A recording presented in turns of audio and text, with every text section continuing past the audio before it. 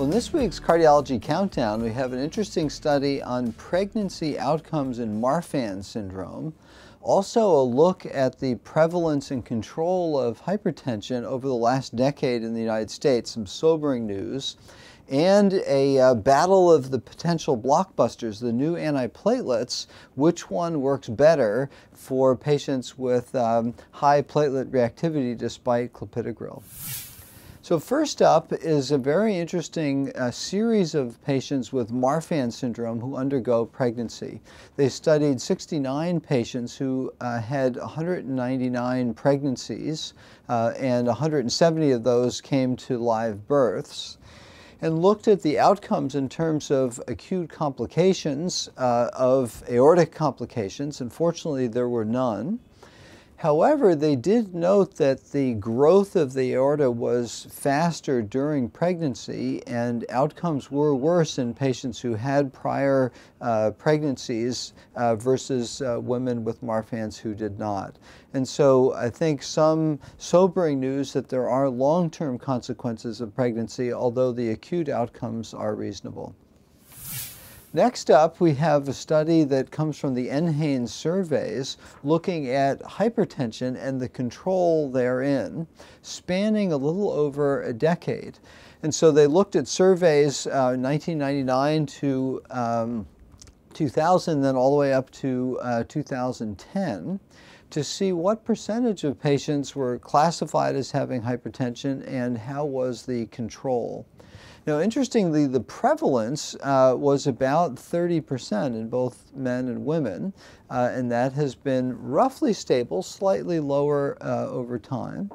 But the control had really sobering results, where only 40% of men and 56% of women met their blood pressure controls, and that did not really improve over the last 5 years. Slightly improved over the first half of that decade, but we remain with roughly half patients not having good blood pressure control.